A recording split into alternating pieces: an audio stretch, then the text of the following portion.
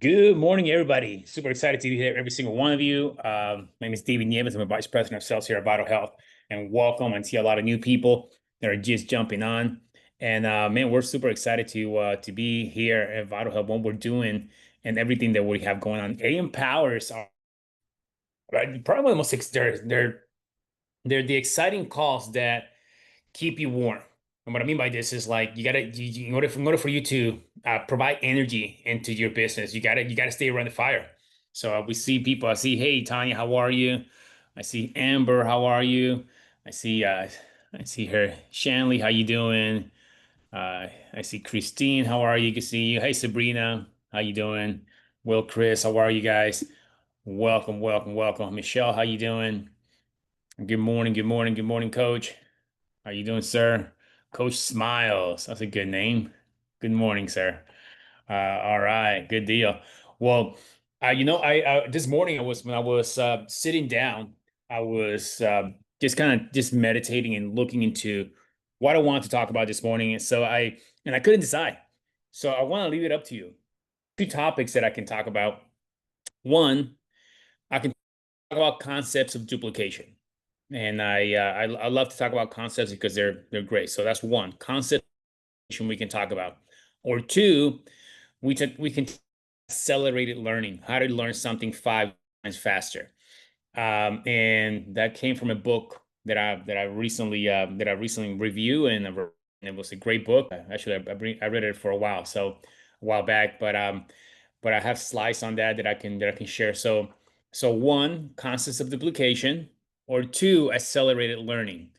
Which one does that? One, two. If you can put one or two in the chat for me, that'll be great. Good morning. Good morning. Two. I see a lot of twos.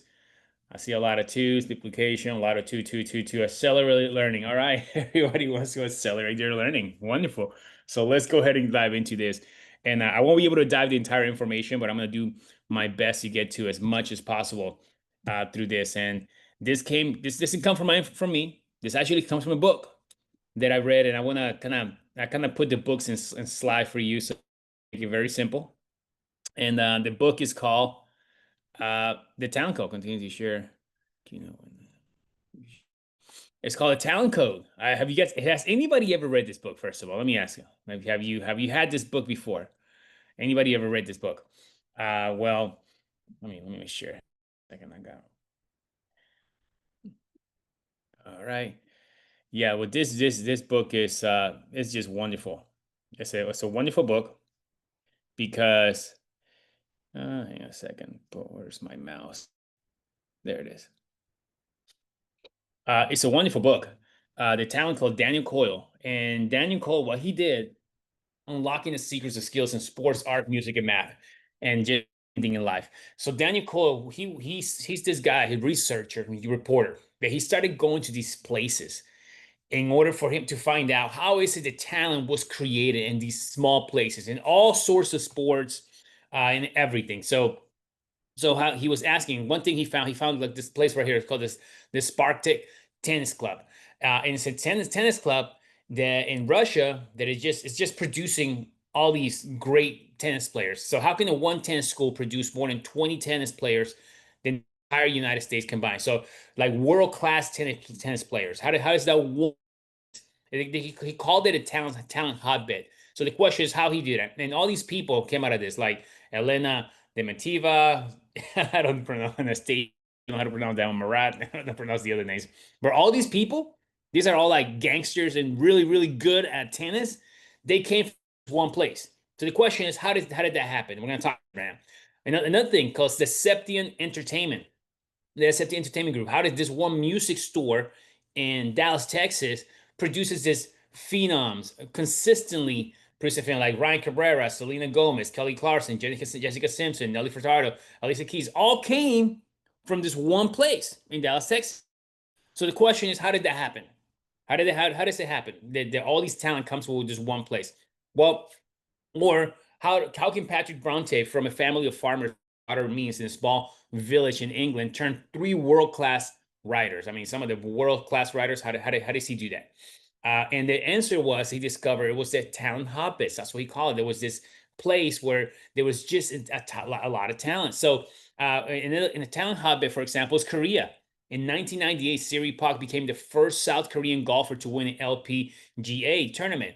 Now, eight of the top 20 money earners are from South Korea in golf. One girl, and all of a sudden now all these Koreans are the top in golf, and they're dominating almost 45% of the top 20 money earners. Just one country is doing that.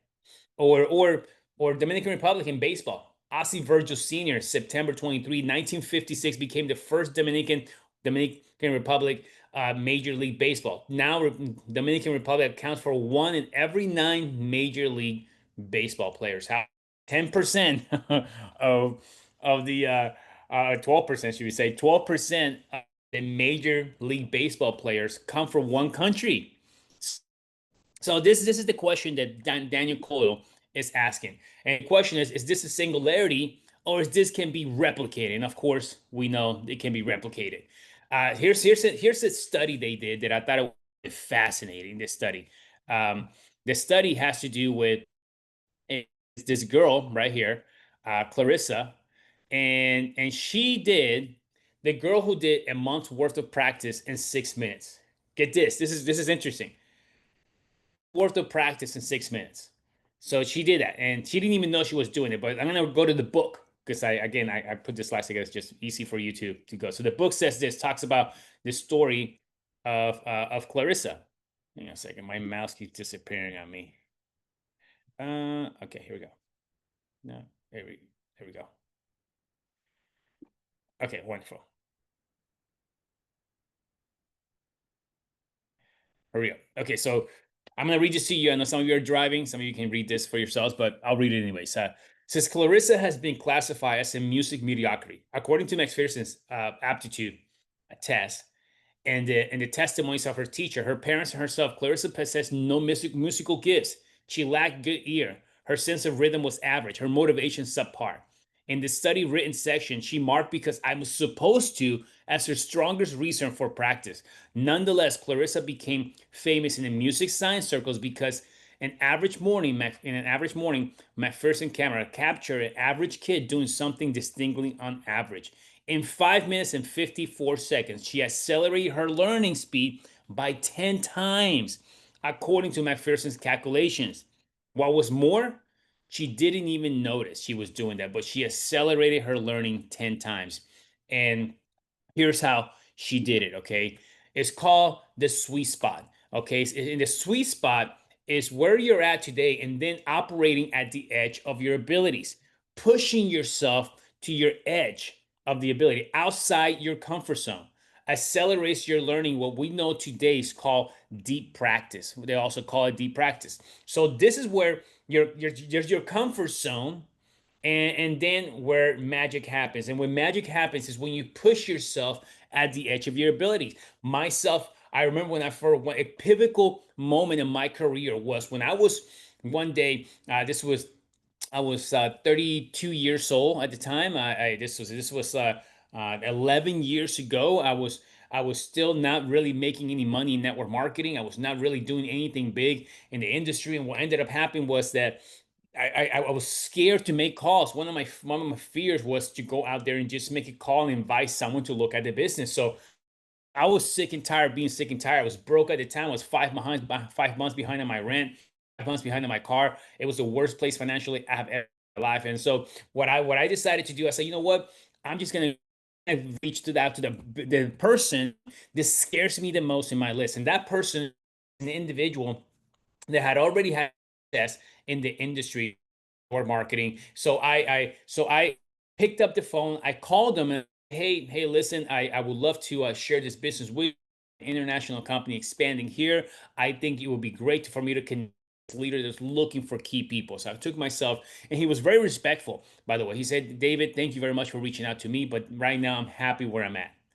Get this, so afraid. Like I was scared. Like it was like it might as well be a tiger in front of me. You know what I mean? It was that level of fear. I was shaking. I remember my phone was like shaking. And I was like holding my like this, and I practiced for like an hour what I was gonna say, and I just repeat repeated it out loud in my head, and I repeated it out loud. And so finally, I did it, and I made that call.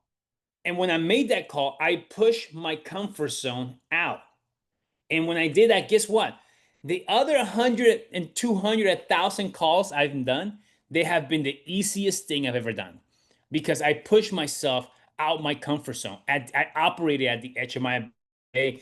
I can get on the phone with anybody. I can get on the phone because that one single moment of me just pushing myself to the edge of my ability accelerated my career in network marketing. Let me show you what deep practices shows like. And this is kind of cool. We can do a little social experiments here. Okay. Um, you see, deep practice is when you have a little bit of struggle. You got to struggle a little bit, right? So if you, for example, in column A, you said ocean, breeze, right? In fact, if you're able to do this with me, this is kind of fun. Column A, I want you to see read column A, ocean, breeze, right? Leaf and tree.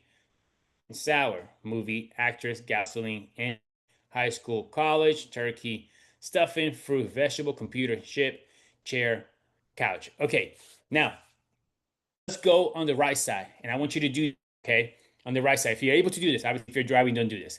Well, the first one is,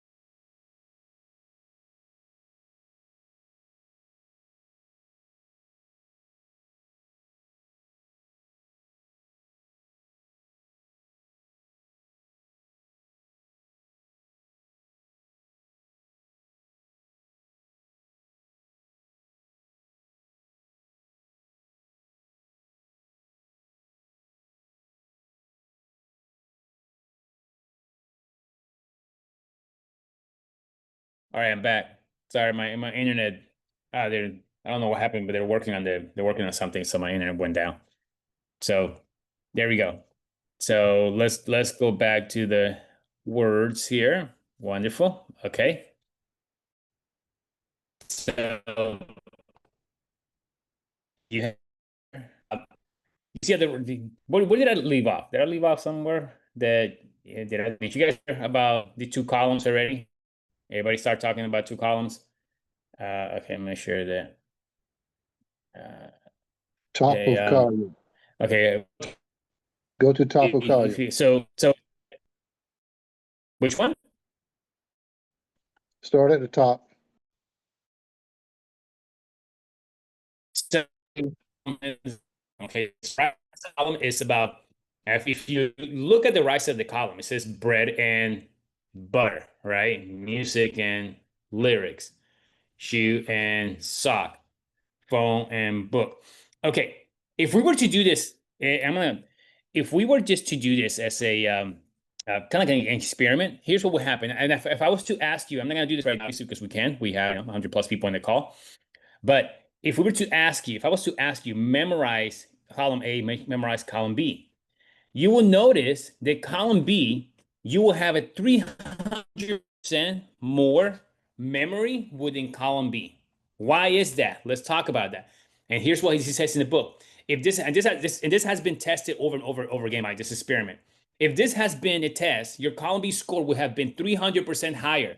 Your IQ did not increase while you were looked at column B. You didn't feel different. You weren't touched by genius. Sorry, but you were encountered the words with blank spaces. Something both imperceptible and profound happened. You stop, you stumble over it so briefly, then you figured it out. You experience a microsecond of struggle. And the microsecond of struggle made a difference. You didn't practice harder when you looked at the column B, you practiced deeper. You stretch yourself.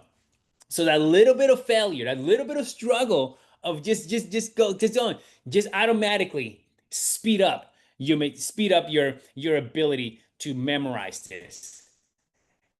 This is being repeated over and over and over again. By the way, is pretty remarkable. Let me give you an example how that has worked in real life. Like in Brazil, there's no question about Brazil has in soccer.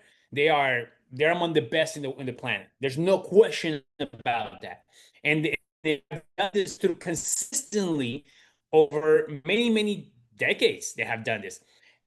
You have like Pele, considered probably the arguably the most, the greatest soccer player of all times.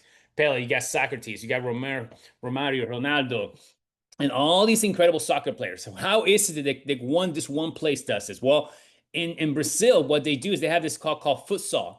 Futsal is not exactly like soccer, but it's smaller fields.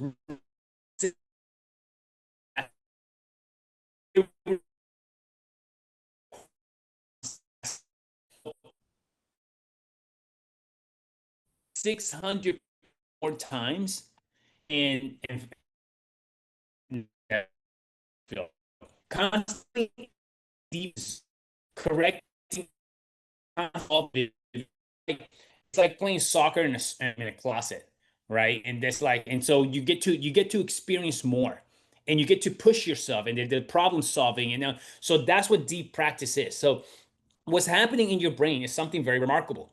And I want to share this a little bit about the brain biology now. And for those of you that might know this already, this is great. This is fun stuff. I like to geek out in this kind of stuff, by the way. The so it's something called myelin. You guys ever heard of myelin before? Anybody ever heard of myelin? Well, I'll tell you what myelin is. Myelin is in myelin, and I'll read to you from the book. Okay, this is all I just copy paste a couple of things from the books that I thought it was good for you to learn and understand. Myelin is a plays a vital role. Is plays a vital is to wrap Myelin's vital role is to wrap nerve fibers the same way that rubber insulation wraps copper wires, making the signal stronger, faster, preventing an electrical impulse from leaking out. Okay, every time you think a thought, you raise your hand, you blink, that's an electrical impulse within our brain that is firing. This could be a finger, this could be anything. You're moving and you're thinking. It's electrical signals. Okay.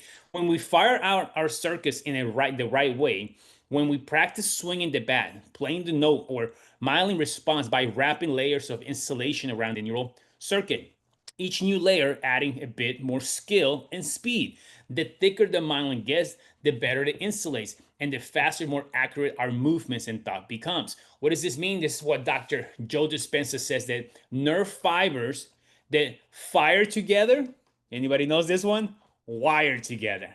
So the more you do something, the more myelin wraps up around that. The more three-way calls you do, the more myelin wraps up around that, and the better you get at it. The more presentations you do, the more myelin wraps up around the presentation, and that skill set can be developed. So here's what myelin also says. Going back to the book, skills is a cellular installation. You get okay. Skill cellular installation that wraps neural circuits and that grows in response to certain signals. The more time and energy you put into the right kind of practice, the longer you stay in the Clarissa zone. Firing the right signals through the circuits, the more skills you get. Or to put it slightly different, the more myelin you earn. Okay, so the more myelin you earn. There's this guy that's like, they call him Dr. Myelin because he like studied this pretty hardcore. Dr. George Bosolsky, UCLA neurologist, and he says this. He says all skills, all language, all music, all movements are made of living circuits, and all circuits grow according to certain rules. What are the certain rules? Well, we just talked about the certain rules. The certain rules is going into deep practice, operating at the edge of your ability. When you operate at the edge of your ability, this is where the magic happens for you. So let's talk a little bit of what he says. I just put him Dr. Myelin here. Dr. Myelin. He talks about every human movement, thought, feeling, and precisely timed electrical signal traveling through chain of neurons and circuits in their fibers. Okay, we know that. Myelin is the insulation that wraps these fibers and increase signal strength, speed, and recovery. We know that too. The more we fire a particular circuit, the more myelin optimizes that circuit, and the stronger, faster, and more fluent the movements and thoughts become. We talked about that. The best way to build a circuit is to fire it, attend to mistakes, then fire it again over and over again. So it's doing out there is it's going out there and practicing, doing the deed, and then from there, correcting mistakes and doing it again. You fire, you do it again, you fire the signals, you keep doing it and repeating it over and over again. Wrapping myelin around big circuit requires immense energy and time. If you don't love it, you'll never work hard enough. This is where the why is so strong. You see, to get good at anything, you got to have a purpose. You got to have a why that really moves you. And what is that for you? This is why it's required. Now, not only do you have your why, from a leader's perspective, I love what some of the leaders and leadership perspective says you make other people's why your own why. You make other people's why your own why. That makes sense. You make other people's dreams your own dreams, and helping them it's a requirement for you. So loving what you do is key, so you can put the effort. But this is where I want to get to right here. This is what Dr. George Barsowski says. Struggle is not option. There's no option. It's not an option. It's a biological requirement. Let me repeat that one more time. Struggle is not even optional. It's a biological requirement for you to build skill and get good at it. Your brain requires struggle for you to get good at it. It's a requirement. And people, what happens is people come into this industry and say the moment they start struggling or something starts happening in their life, they immediately fold their tent and they go away. The reality is you're going to struggle here, you're going to struggle there, you're going to struggle somewhere, but it's a requirement. Whatever it is that you're going to do out there, it's a requirement. Why not go being here? Stay the course. Why not be around this environment as we're helping each other? If you're going to struggle anywhere, why not make a difference? Why not have a possibility to make a 6, 7, and even an 8-figure income if you wish to take it that far? Why not? He says, Dr. George says, skills is insulation wrapped neurons, neural circles, and grows according to certain signals. So what? And he gives example of a baby. Like when a baby starts walking, what happens? Well, they get up, they fall, then they get up again. At what point do we tell the baby, you fell 50 times this past week? That's it. It's not gonna happen, right? At what point do we tell the baby that? No, no. You tell the baby you're gonna do this until you start walking. Failure's not an option to a baby. If a baby had the human programming of an adult programming, after 100 times they fall, they might be like, you know what? Maybe walking is not for me. you know, maybe it's just not meant to be for me. I felt already 300 times walking. My butt hurts. My diaper's already full of stuff. It's not for me. If a baby had the consciousness of an adult and the experience of an adult, that's probably what they would say after falling so many times. But no, the parents like, yes, get up. You're gonna walk until, and every time what a baby's doing, they're operating at the edge of their abilities, right? That's where they're falling. They fail. What is it? Myelin's wrapping up around their brain, so they're able to then correct their errors.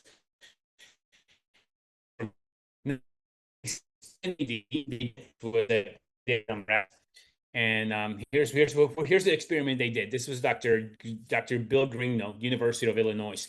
He says he raised 3 groups of rats. Okay, in the first group, individual rats were isolated from other rats. That's one thing. The rats in the second group were raised with other rats. Okay, so now social setting. And then the rats in the third group were raised in an enriched environment. surrounded by other rats and a pile of toys they instinctively play with, even to the point of figuring out how to work the lever of a dump truck. Can you imagine a little rat just sitting in a truck working a lever? All right, so that's crazy. All right, so something sad happened. Yes,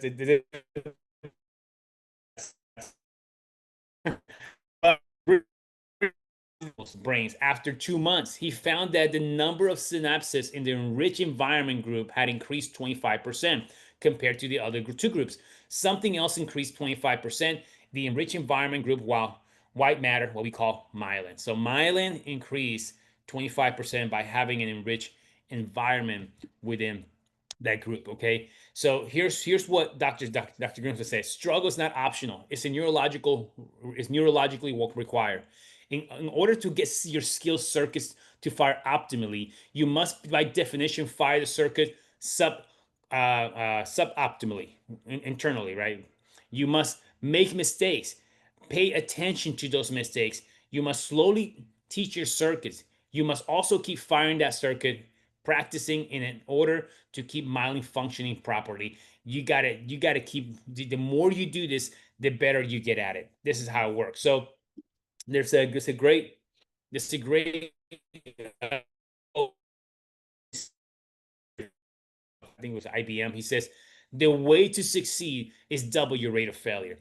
Double your rate of failure for you to go out there and succeed. This is an amazing strategy, right? Jim Rohn says, double your numbers. You know, just double. If someone cannot outwork you if you just simply double your number, double your effort. Buddha said, if a goal cannot be met, don't change the goal, increase the effort. Genius. That's what they put statues of that guy all around. Okay, I want to talk to you about Eric Anderson. Eric Anderson broke an incredible book. It's called he pioneered the 10,000 hour. The 10,000 hour is where mastery is happening. So Eric Anderson, he changed the scientific view of memory. What was talent? What made successful people different from the rest of us? The book's called Outliers, by the way. I don't know if you guys ever heard of that book, Outliers. Anybody ever heard of it? Well, this is the guy. Where does greatness come from? He asked. He studied the talent process from an equally vital angle. He measured practice. Specifically, he measured the time and characteristics of practice. And he did an incredible experiment on children. And it was really good. So here's what he found out. Every expert in every field is the result of around 10,000 hours of committed practice. Erickson called this deliberate practice, what we know today, deep practice. Deliberate practice is defined as working on technique, seeking constant critical feedback, and focusing ruthlessly on shoring up weaknesses. Okay, so the question is, well, what about people that are born geniuses? What about that? Is there such thing as a born genius? Well, we can say, well, what about like Nobel Prize winner or even this uh, chess prodigy Bobby Fischer? You guys remember that movie Bobby Fischer? Uh, but Bobby Fischer put in 9 hard years before achieving grandmaster status by the age of 17. So even Bobby Fischer became he put in 9 years of chess before he became the grandmaster. Okay, Mozart, for example, check out Mozart, right? Today he's considered a musical genius. Mozart, by his 6th birthday, had studied 3,500 hours of music, but with his instructor father. The fact that placed him in musical memory in the realm of impressive but not obtainable skill, meaning that anybody can do this. If you by your 6th birthdays already have practiced 3,500 hours of music, you're gonna be a beast at playing the piano, right? You're gonna be the beast because you're already practicing by that time. Okay, so even Mozart, someone like that, was considered a genius, put 3,500 hours by the age of 6, which is wild, right? I can barely get my 6 year old to sit down. 3,500 hours by then. That's impressive. All right, look, here's another one. The true expertise of these geniuses, research suggests, resides in the ability to deep practice obsessively, even when it doesn't necessarily look like they're practicing. as Erickson suddenly puts it, there's no cell type that geniuses have that the rest of us don't have, right? Your body is made out of 40 trillion cells. The same cells that is inside of a genius, it's inside of you. It's inside of me. The very same one. Deep practice equals world class, 10,000 hours. Okay. Dr. Ellen Wilner, she wrote a book called The Rage Master, and the important ideas of the study of the talent of and giftedness. And to paraphrase her definition, here's what she describes: in the intrinsic motivation of gifted and talented children to master an area of interest is absolutely obsessive in nature, driving the child to focus intensely on that subject matter, voraciously consume the new information. And let me explain what this is. Okay, for example, there's this guy named Vladimir Horisi, who called a virtuoso pianist, who kept performing into his 80s. But if I skip, he used to say this: if I skip a practice for one day, I notice. If I skip a practice for 2 days, my wife notices. If I keep his practice for 3 days, the world notices. This guy practiced his entire life. I'm gonna go on for 2 more minutes and then I'm gonna wrap it up, guys. Because there's again, this is a big book, but I'm giving you the books chapter by chapter, the meat and potatoes from each book, okay, from the book. Michael Jordan, right? Let's check this out. One of the greatest basketball players of all time. My childhood hero. Yeah, I mean, I had Michael Jordan in the 90s, and I was just like, I was a 90s kid, right? So he was cut from high school basketball team. That happened. Was turned down by 2 colleges. Can you imagine the college turned down Michael Jordan? Was skipped by 2 NBA teams on draft. They skipped Michael Jordan to NBA. Lost almost 300 games. That's more games than many NBA players have court time in. Missed over 9,000 shots at goal. More shots than average NBA players ever takes. 26 times he was given the ball to take the game-winning shot and he missed. And he felt, the story is he felt over and over again. And that's why he succeeds. I can accept failure. Everyone fails something, but I can't accept not trying, not making it happen, not doing this. Okay. John Wooten, he says the importance of repetition into automaticity cannot be overstated. Repetition is the key to learning, guys. Repetition. You just repeat something over and over and over again in order for you to create the type of results that you want to create in your life. And I mean, there's more in this book. Obviously, I can go on and on, but I'm gonna go ahead and stop right here. And I mean, I'll remember next time I come back, we'll finish the book. And if you want to buy the book, you can. But I'm giving you the book literally right now. It's chapter by chapter.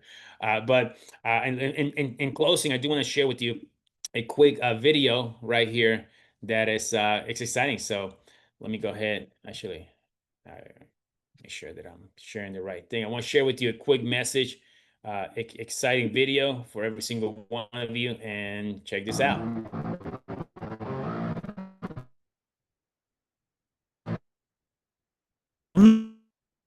November 1st and 2nd,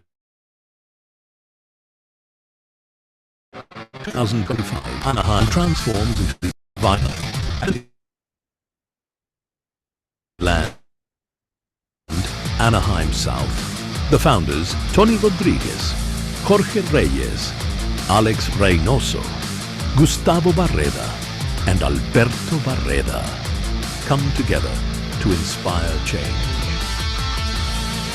With a mission to empower your health and a vision to connect communities toward a balanced lifestyle, this exclusive event offers innovative solutions. Join us!